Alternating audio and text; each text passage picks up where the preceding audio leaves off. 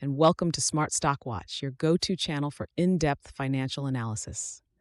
Today is October 29th, 2025, and we're diving into Kraft Heinz's third quarter earnings report. Joining us is John, senior analyst from Smart Stock Watch.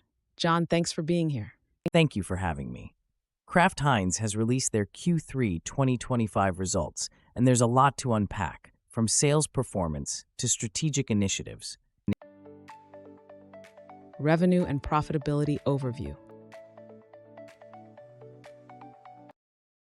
Let's start with the top line. Kraft Heinz reported net sales of $6.2 billion, a 2.3% decrease from last year. John, what are the key factors behind this decline? The decline in net sales is primarily due to a decrease in volume mix, which fell by 3.5 percentage points. This was partially offset by a 1.0 percentage point increase in pricing, mainly in response to higher input costs, especially in the coffee segment. The adjusted operating income also saw a significant drop of 16.9% due to inflationary pressures and increased advertising expenses. And how did this impact their earnings per share? The adjusted EPS came in at 61, which is an 18.7% decrease from the previous year. This was primarily driven by lower adjusted operating income and higher taxes, although it was slightly offset by fewer shares outstanding. Cash flow and capital return. Despite the challenges, Kraft Heinz has shown strong cash flow performance. Can you elaborate on this, John? Absolutely. The company reported a 10.4% increase in net cash provided by operating activities, reaching $3.1 billion. This was driven by improvements in working capital, particularly in inventory and accounts payable. Free cash flow also saw a significant boost, up 23.3% to $2.5 billion, allowing Kraft Heinz to return $1.8 billion to shareholders through dividends and share repurchases. That's impressive.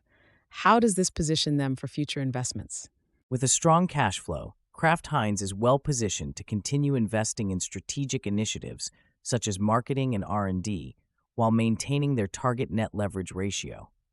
This financial flexibility is crucial as they prepare for their planned company separation in 2026. Strategic initiatives and future outlook. John, Kraft Heinz has some significant strategic plans on the horizon. Can you tell us more about their upcoming company separation? Yes, Kraft Heinz plans to separate into two independent companies by the second half of 2026. This move is designed to allow each entity to focus more effectively on their strategic priorities, reduce complexity, and drive efficiencies. The separation will create Global Taste Elevation Co. and North American Grocery Co., each with distinct brand portfolios. And how are they preparing for this transition? The company is making strategic investments in marketing and R&D to strengthen their product portfolio and improve execution. However, they have updated their 2025 outlook, now expecting organic net sales to decline by 3.0 to 3.5% and adjusted operating income to decrease by 10 to 12%, reflecting ongoing challenges in the market.